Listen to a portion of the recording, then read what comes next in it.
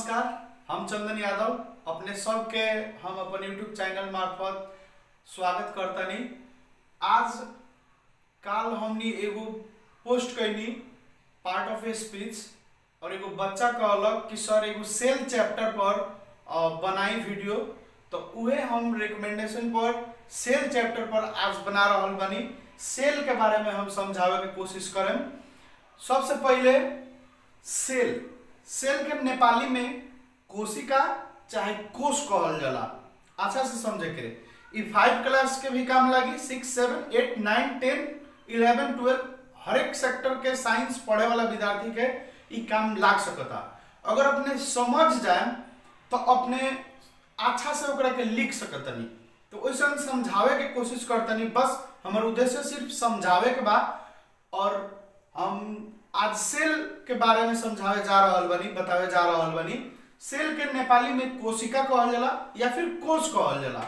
अब सेल कथी है? सेल के डेफिनेशन पहले हम समझल जाम कि नेपाली में ओकर डेफिनेशन का होखेला। प्रत्येक सजीवहरू को शरीर सरल र ससाना इकाइहरू मिलेर बनेको हुन्छ। उक्त ससाना इकाइहरूलाई कोष भनिन्छ। अब सेल कथी में रहेला? तो सेल सिर्फ दूगो चीज में रहेला। लिविंग बींग्स में रहेला, एगो की तो ऑर्गेनिज्म में रहेला या फिर एगो प्लांट में रहेला। मतलब हमने सिर्फ लिविंग बींग्स में ही सेल देख सकता नहीं सर। तो लिविंग बींग्स में 2 पार्ट्स में डिवाइड बा, मतलब 2 किस्म से डिवाइड बा। एगो तो प्लांट सेक्टर, बोट बिरुवा जौना में भी सेल हमने देख सकता नहीं सर। और एगो ऑर्गेनिज्म मतलब जीवाणु। तो हमने जीव है सन, एगो जीव है सन ह्यूमन बॉडी, तो हमने में भी सेल बा। एगो लायन शेर वो भी जीव है, तो ओमे भी अपने के सेल बा। कोरोना वायरस वो भी एगो जीव है, तो ओमे भी सेल बा। Rabbit, elephant, giraffe, girl, mother, father, हर एक चीज जो जीव बा ओकरा में भी सेल रहला। अभी सेल ह कथी? तो यहाँ हर एक प्रत्येक सजीवहरू को शरीर सरल र ससाना इकाइहरू मिलेर बनेको हुन्छ। हमने के समझे के ई बा कि हर एक जीव के शरीर जौन बा वो एगो साना एकदम छोट आँखा न देखने, एकदम आँख से ना देखे वाला किस्म से एगो छोट छोट पॉइंट से बनल बा। अब हम एकरा के एग्जांपल दे के समझावे के कोशिश करें। जैसे हमनी घर में बानी सब, तो घर में तो बहुत चीज लागल बानू, बहुत चीज मिल के घर बनल बा। तो हमनी के घर के मेन फंडामेंटल यूनिट जकरा के कह सकल जाता, फंक्शनल यूनिट जकरा के कह सकल जाता, मेन चीज कथी बा? तो ईटा बा। ईटा हजारों ईटा मिल के एगो घर बनता। हजारों ईटा मिलता तो एगो पहले कोठा बनता। उ कोठा मिलता तो एगो घर बनता। और ओकरा के जोड़े ला बहुत चीज बा, वो घर के भीतर बहुत चीज बा। तो वैसे ही हमनी के एगो ईटा मिल के जंगा घर बनता, तो हमनी के शरीर में एगो साना कोष मिल के कथी बनेला? तो एगो टिश्यू बनेला, तंतु। टिश्यू मिल के कथी बनेला? तो ऑर्गेन बनेला, एगो कोनो अंग बनेला। ऑर्गेन मिल के कथी बनेला? तो ऑर्गेन सिस्टम बनेला, प्रणाली बनेला। और ऑर्गेन सिस्टम मिल के कथी बनेला? तो एगो ह्यूमन बॉडी बनेला। जैसे टिश्यू मिल के एगो ऑर्गेन बनता, मांस के डल्ला मिल के हमनी के एगो किडनी बनता, लीवर बनता, हार्ट बनता। और हार्ट भी कथी के पार्ट है? तो रेस्पिरेशन सिस्टम के पार्ट है, सर्कुलेशन सिस्टम के भी पार्ट है। तो हमनी ऑर्गेन मिल के कथी बनता? तो एगो सिस्टम बनता। जैसे डाइजेस्टिव सिस्टम, पाचन प्रणाली, पेट भी बा, लीवर भी बा, किडनी भी बा, हमनी के टंग भी बा। ये सब अलग अलग पार्ट ऑर्गेन मिल के कथी बनता? तो एगो डाइजेस्टिव सिस्टम बनता। रिप्रोडक्शन सिस्टम भी बा, तो ऑर्गेन मिल के कथी बनता? तो एगो रिप्रोडक्शन सिस्टम भी बनता। तो वैसे ही ये सब चीज बनेला। एक स्टार्टिंग पॉइंट कथी है? एगो सेल है, छोटा सा सेल जौन आँख से हमने नहीं सब देख सकत। और उस सेल के बारे में हमनी अच्छा से समझल जाए। सबसे पहले ओकर एगो शॉर्टकट में डेफिनेशन भी हमनी नेपाली में कह सकल जाता। कोशिका जीवन को एक प्रारंभिक रूप हो, माने कोशिका जीवन के कोनो भी जीवन के प्रारंभिक मतलब स्टार्टिंग पॉइंट है। एगो सेल से ही कोनो भी जीवन के शुरुआत होखेला। अगर माँ के पेट में बच्चा भी बा तो वो भी कथी से बने के शुरू होला, तो एगो सानो एकदम मशीनो एकदम सेल से ही बने के डेवलपमेंट होके के ओकर शुरू होखेला। बाद में सेल सेल बनते बनते मिलते मिलते टिश्यू बनेला, टिश्यू मिल मिल के उमे भीतर ऑर्गन बनेला, ऑर्गन ऑर्गन मिल के एगो बेबी बॉय या फिर एगो बेबी गर्ल के ओमे निर्माण होखेला। तो वैसे ही एकरा के सिंपल में हमनी कह सकल जाता कोशिका जीवन को एक प्रारंभिक रूप हो। ओकरा के इंग्लिश में हमनी भी ऐसे समझ सकल जाता a cell is the basic unit of life. A cell is the basic unit of life. अब इस सेल के डिस्कवर कैलक, कब डिस्कवर भइल, कब हमनी के पता चलल कि सेल नाम के भी कोनो चीज हमनी के शरीर में बा और वही से हमनी के अंग पूरा विकसित होता। तो 1665 में एडी में रॉबर्ट हुक नाम के साइंटिस्ट ई पता लगेलक कि सेल नाम के चीज से हमनी के पूरा शरीर बनेला। रॉबर्ट हुक, ई नोट में हम लिख देता नहीं, note Robert Hooke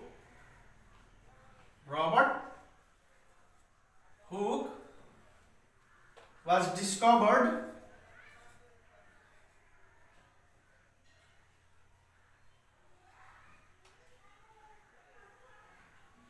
cell in 1665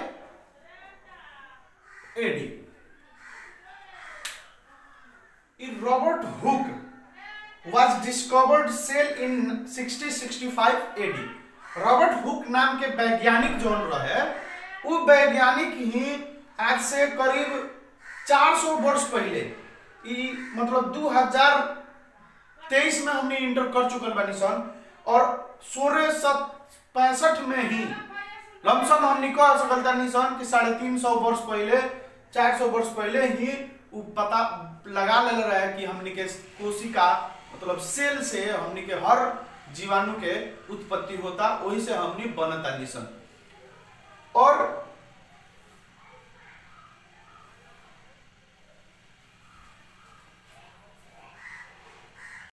Robert Hooke लाई फादर ऑफ सेल पनि भनिन्छ। अब रॉबर्ट हुक के फादर ऑफ सेल काहे कहल जाला, जैसे चार्ल्स बेबेज के फादर ऑफ कंप्यूटर कहल जाला, कैसे चार्ल्स बेबेज ही कंप्यूटर के उत्पादन कैलक, वैसे ही रॉबर्ट हुक ही सेल के पता लगेलक, वैसे रॉबर्ट हुक के फादर ऑफ सेल कहल जाला। अब सेल से बनल दो किस्म के जानवर होला, मतलब जीव होला, ऑर्गेनिज्म होला, जीव। तो दो किस्म के जीव कौन कौन होखेला, कैसन कैसन जीव होखेला, तब यूनिसेलुलर एक कोशीय जौन सिर्फ एक सेल से बन रहेला, जौन हमनी आंख से नहीं देख सकत, माइक्रोस्कोप से ही देख सकत नहीं सन, वैसन जीव के वैसन जंतु के कथी कहल जाला, यूनिसेलुलर। जैसे एग्जांपल में बा बैक्टीरिया, एमोइबा, और मल्टीसेलुलर बहुकोशीय। एगो तो जीव होखेला जौन सिर्फ एगो सेल से बनेला, और एगो मल्टीसेलुलर कैसन जीव होखेला जौन दू से ज्यादा सेल से बनेला, वैसन जीव के वैसन जीवाणु के मल्टीसेलुलर मतलब बहुकोशीय जीव कहल जाला। जैसे एग्जांपल में ह्यूमन बीइंग्स हमने में लगा था कि एक एगो सेल होई, हमनी तो आंख से देखत बानी सन, हमनी के केहू देख सकता है कि ना, तो हमनी में अरबों खरबों सेल मिल के बनल बानी सन। हमनी लायन वो भी मल्टीसेलुलर है, एंट साना कमिला वो भी मल्टीसेलुलर है। अब इतने से समझा कि सेल एगो ऐसन पॉइंट, बेसिक पॉइंट है छोटा, जो हमनी आंख से नहीं सन देख सकत। हमनी के हाथ में बहुत बैक्टीरिया बा, का हमनी आंख से देख सकत नहीं सन, पर माइक्रोस्कोप लगाम से तो पता चली कि हमनी के अब इन हाथ पर कितना सारा बैक्टीरिया चल रहल बा। तो वैसे जीव के दो गो पार्ट में डिवाइड कइल बा, एगो यूनिसेलुलर और एगो मल्टीसेलुलर। यूनिसेलुलर अगर एक कोशीय जीव भने को के हो आ जाए तो कथी कहब लगिन, एक कोशीय जीव भने को त्यस्तो जीवलाई भनिन्छ जुन एउटा कोषले मात्र बनेको हुन्छ। अब बहुकोशीय मल्टीसेलुलर एनिमल कसले भनिन्छ, तो मल्टीसेलुलर बहुकोषीय जीव त्यसलाई भनिन्छ जुन दुई वा दुई भन्दा बढी कोषहरू मिलेर बनेको हुन्छ, त्यसलाई बहुकोषीय जीव वा जन्तु भनिन्छ। बहुत इजी बानो। हर किसिम के सेल में दो टाइप से सेल बा, एगो प्लांट सेल एगो एनिमल सेल। माने प्लांट के सेल के फॉर्मेशन अलग होखेला, एनिमल के सेल के फॉर्मेशन अलग होखेला, बनावट ओकर अलग अलग होला, पर उ दोनों में तीन गो चीज कॉमन होला। उ चाहे प्लांट सेल हो चाहे एनिमल सेल हो, उ दोनों के फॉर्मेशन अलग अलग बा, उ दोनों में सब बहुत कंपोनेंट्स बा, पर ओमे तीन गो चीज हमेशा कॉमन रही, एनिमल सेल में भी और प्लांट सेल में भी। उ तीन गो कथी कथी कॉमन रहेला। तो सबसे पहले तो सेल मेम्ब्रेन, जौना के वाल कहल जाला, ओकर भीतर परखाल, ओकरा के एगो खोल कह सकल जाता। खोल जैसे हमनी गाछ के देखे नहीं सन, खिलचोइया ओकर होखेला, खिलचोइया ओकरा के पकड़ के ओकरा सेल के एकदम मजबूती से रखले रहला, ट्री के बचावेला ओकर भीतर के सब चीज, तो ओकरा के सेल मेम्ब्रेन कहल जाला। अब काइटोप्लाज्मा तरल पदार्थ, अब इस सेल मेम्ब्रेन के भीतर एगो तरल पदार्थ होखेला। जैसे हमनी के भी थोड़ा हल्का सा अगर खरोच लाग जाला तो हमनी ध्यान दो कि अगर चमड़ा में खरोच लागी तो पानी जैसा निकलेला, अगर ज्यादा कटाता तबे खून निकलेला, पर अगर हल्का खरोच लागता तो पानी जैसा निकलेला। तो काइटोप्लाज्मा मतलब तरल पदार्थ। हर एक सानो सानो हमनी के जो कोशिका बा उ कथी से बनल बा, तो सेल से बनल बा। और जब सेल खोखलाला तो उस सेल के ऊपर एगो सेल मेम्ब्रेन रहला और ओकरा भीतर कथी रहला, तो ओकरा भीतर एगो तरल पदार्थ रहला, एगो पानी लिक्विड रहला, जौना के काइटोप्लाज्मा कहल जाला। और ओमे बाकी सब चीज फ्लोट होत रहला, बहत रहला। सोचे में बहुत सोचल जाम अच्छा से, एगो तो ऐसन सेल बा जौन आकाश से दिखे दिक्कत, पर प्राकृतिक ओकरा के कितना डीपली बनैले बा, कितना मतलब भास्ट बनैले बा कि हमनी के समझे में कितना टाइम लगी, बहुत समय लगी।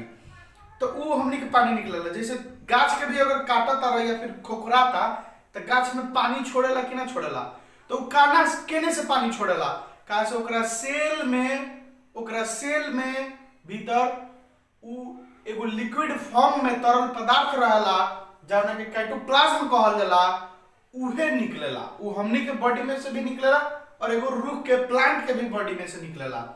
दूसरका तीसरका रहला डीएनए। डीएनए कहते मतलब तो हमनी के अच्छा से समझ आवत नु। डीएनए माने वंशानुगत गुण बोक के और एक जीव से और को जीव में ट्रांसफर करला, ओकरे के ही डीएनए कहल जाला। एकरा के हम अच्छा से डीएनए के मतलब फुल फॉर्म भी लिख देले बानी और ओकरा के प्रोनाउंस कैसे कइल जाई उ भी लिख देले बानी। तो डीऑक्सीराइबोन्यूक्लिक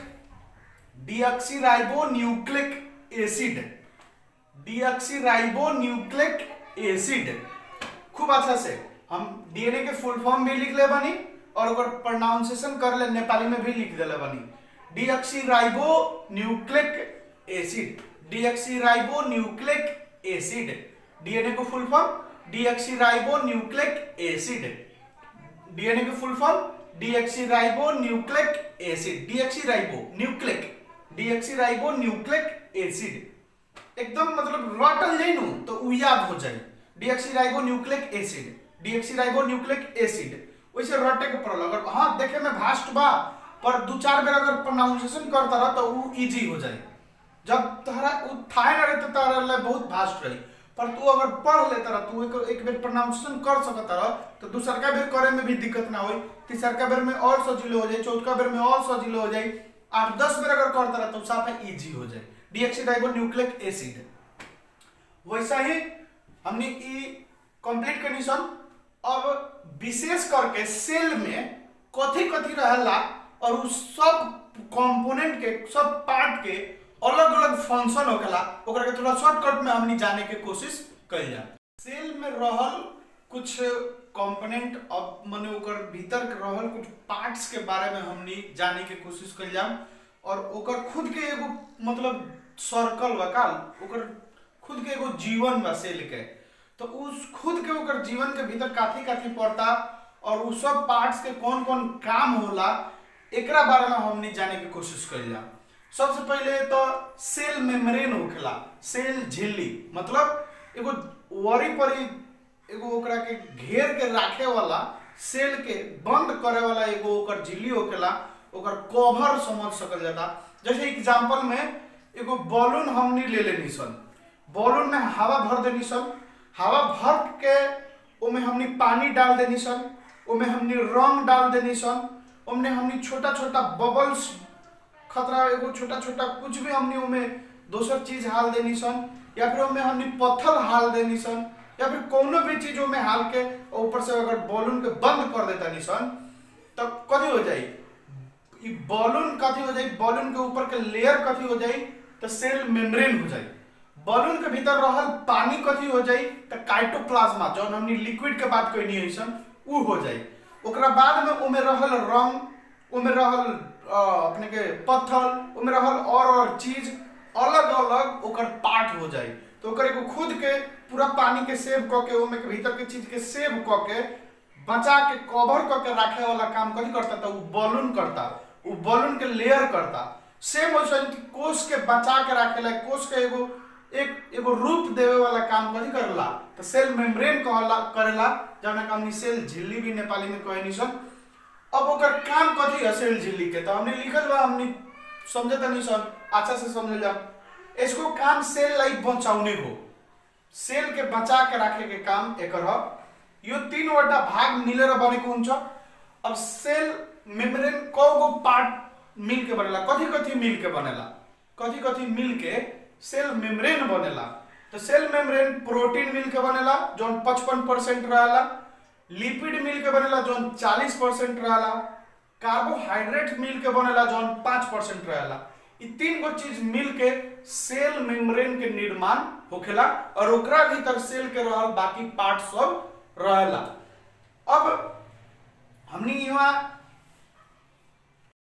अब सेल के भीतर रहल दूसरका कंपोनेंट के बारे में बात कइल जा तो उ साइटोप्लाज्मा मतलब साइटोप्लाज्मा, प्लाज्मा, ये साइटोप्लाज्मा रहेला जौन हमनी अबके बात करनी सन कि ई पानी के रूप में रहेला और ई बलून के अंदर जौन पानी बा उहे ह और एकरा भीतर भी और कंपोनेंट फ्लोट करत रहेला।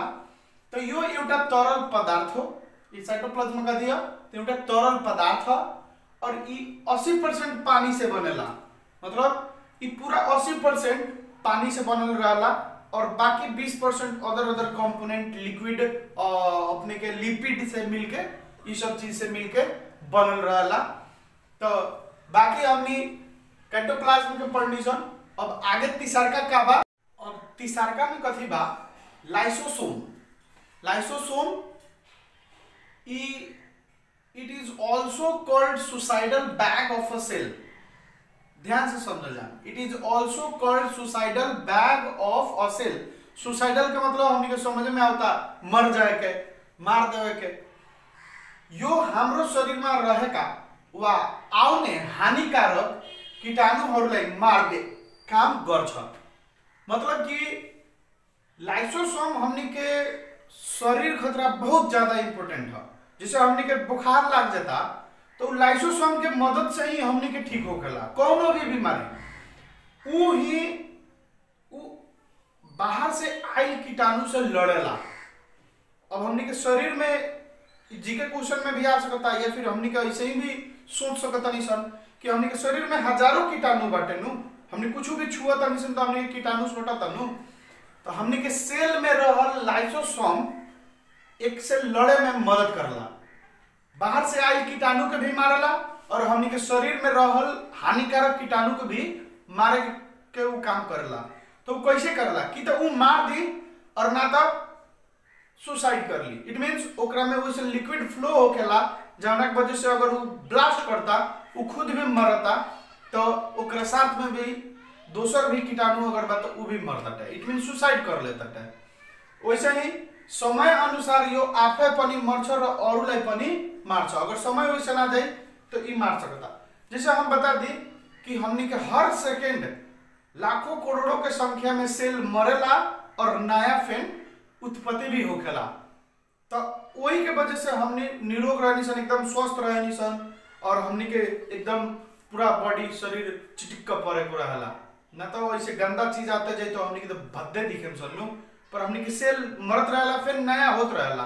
ऑपरस होखेला बहुत हाथ में, बहुत आदमी के हाथ में ऑपरस छुड़ेला, उ सब कथी है उ सेल चेंज करेला अपना बॉडी के, अपन लेयर के आउटर लेयर के सब चेंज करेला। वैसे ही चौथा नंबर में हमनी जाइए। चौथा नंबर में माइटोकॉन्ड्रिया बा।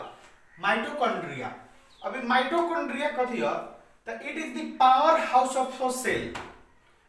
अब हम इंग्लिश में और नेपाली में दोनों में क्या लिख देते नहीं, क्या कि समझ दोनों आदमी के आ जाए। और कुछ ऐसे सब्जेक्ट बा जाने के तो इंग्लिश नेपाली दोनों में भी लिख सकता रहा। अगर नेपाली नहीं के था तो इंग्लिश में लिखा, इंग्लिश नहीं के था तो नेपाली में लिखा। और कुछ ऐसे भी बा जहाँ सिर्फ इंग्लिश होखेला, नेपाली होकर ना होखेला। इंग्लिश सेम टू सेम, नेपाली इंग्लिश दोनों सेम रहेला। जैसे रॉबर्ट उन कोलिकर लिखे के बाद तो इंग्लिश में लिख देला से भी टीचर ना काटी, अगर तू चाहते तो नेपाली में भी लिख सकता रहा। जैसे कि जे मैथ बा, साइंस बा, सोशल बा, पॉपुलेशन बा, हेल्थ बा, ये 5 गो सब्जेक्ट में अगर तू नेपाली इंग्लिश दोनों मिला के लिखत रहा, तारा जथी था वो में लिखत रहा। और बहुत बार मजबूरी हुई हो जाला कि इंग्लिश में लिखे पड़ला, कैसे वो इंग्लिशे रहेला, ओकर नेपाली शब्द ना रहेला, जैसे रहेला वैसे इंग्लिशे में लिखे के रहेला। तो अगर तू दोनों में लिखत रह तो नंबर ना कटी, उ चेक होई, उ राइट होई, टीचर ओकरा के सही करी। कबो भी कोनो भी एग्जाम में लिख सकत रह, उ नंबर ना कटी, उ राइट होई।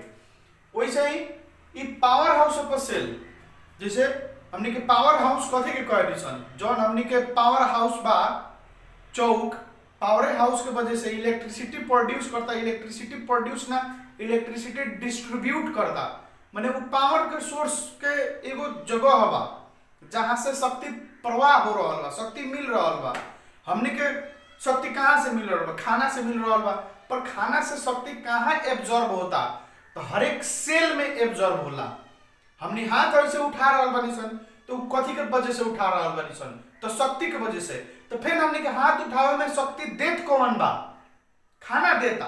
पर खाना कैसे देता, ओकर लगे मशीन बा वो ऐसे हैंड के पुल कर देता ना, वो खाना से शक्ति एनर्जी एब्जॉर्ब करे के काम सेल करता।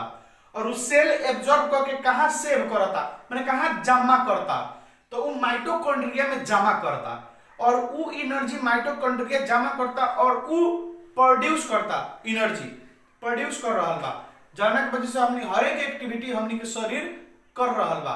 तो वैसा ही सेल के भीतर रहल माइटोकॉन्ड्रिया के power house of the cell कहल जाला। मतलब सेल में ताकत देवेला, और सेल हमनी के मांसपेशी के ताकत देवेला, और हमनी अपन काम कर सकता निसन। वैसा ही इस माइटोकॉन्ड्रिया के डिस्कवर कइलक, के पता लगेलो कि सेल में माइटोकॉन्ड्रिया कह के एगो छोटा सा चीज होला जौन ताकत देवेला, शक्ति देवेला, ओकरा के पावर हाउस कहल जाला। तो अल्बर्ट उन कोलिकर नाम के 1857 में इ पता कब लागल सेल होला, तो 1665 में। ध्यान से सुना, 1665 में रॉबर्ट हुक पता कइला कि सेल नाम के चीज होला जहाँ से हमनी के शरीर बनेला।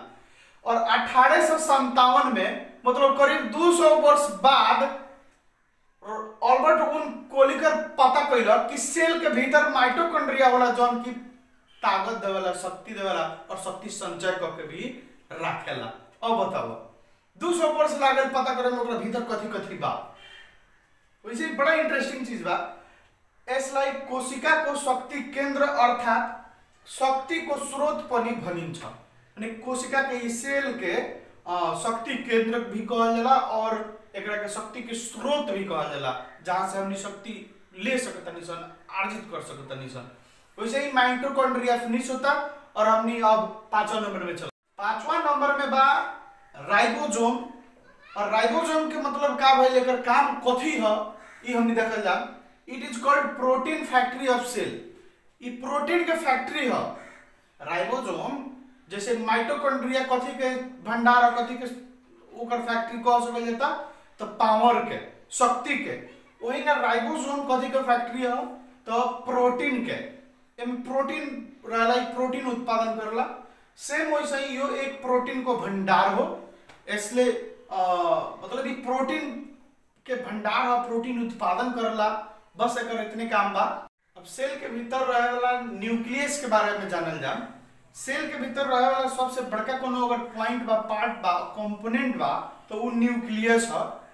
ई थोड़ा दूसरा कंपोनेंट से बड़ा साइज में रहेला, जैसे राइबोसोम्स बा, साइटोप्लाज्मा बा, माइटोकॉन्ड्रिया बा, ई सब से थोड़ा ई न्यूक्लियस बड़ा होला और एकर बहुत इंपोर्टेंट भूमिका होला सेल के। सेल में ई खुद के एगो एकर ब्रेन कह सकल जाता। सेल के पास एगो कोनो ब्रेन बा, खुद के अपन एक्टिविटी कंट्रोल कर सकता। तो कथी के मदद से कंट्रोल करला? तो न्यूक्लियस के मदद से। सेल एगो समझ ली कि एगो वह एक कोषीय जीव होला। तो वो एक कोषीय जीव के मूवमेंट पर कंट्रोल कौन करेला?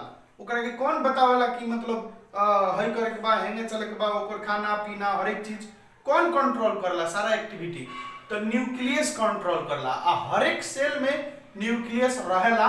ओसे न्यूक्लियस सेल को बीच में हुन्छ र यसलाई ब्रेन अफ सेल पनि भनिन्छ।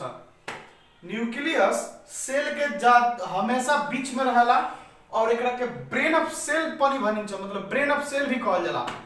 अब क्वेश्चन आ सकता जीके में भी या फिर एग्जाम में, कोनो भी एग्जाम में, जनरल एग्जाम में, कि ब्रेन ऑफ सेल कह के केकरा कहल जाला? What do you mean by brain of cell? What is called brain of cell? ना ब्रेन ऑफ सेल कह के कौना पॉइंट के पार्ट के कहल जाला? तो हमनी कथी जवाब दे सकता नहीं सर? न्यूक्लियस। और इस सेल के हर एक एक्टिविटी के कंट्रोल करला एकरे मार्फत होला।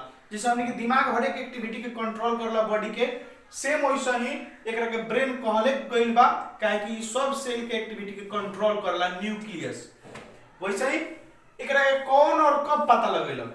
तो रॉबर्ट ब्राउन ले 1831 एडी में न्यूक्लियस लाई पता लगाएका थिए। मतलब रॉबर्ट ब्राउन को के साइंटिस्ट वैज्ञानिक कितना में? तो 1831 एडी में एकरा के न्यूक्लियस, सेल के अंदर न्यूक्लियस भी बा कह के पता लगेलक। अब एकर काम कथी कथी होखेला न्यूक्लियस के? शॉर्टकट में बा एकदम इंपोर्टेंट पॉइंट। यसले सेल को एक्टिविटी लाई कंट्रोल गर्छ। जैसे हमनी के बॉडी के एक्टिविटी के कंट्रोल दिमाग करला, वैसे ही सेल के एक्टिविटी के कंट्रोल इ न्यूक्लियस करला। यसले वंशानुगत गुण लाई संरक्षित गर्छ। मतलब कि हमनी के जैसे कोनो भी जानवर के बच्चा उहे जानवर जैसन होखेला। हमनी ह्यूमन बानी सन, तो हमनी ह्यूमन बीइंग के बच्चा हमनी के ह्यूमन बीइंग कनिया ही होगी। वैसा ही इ कथी करला?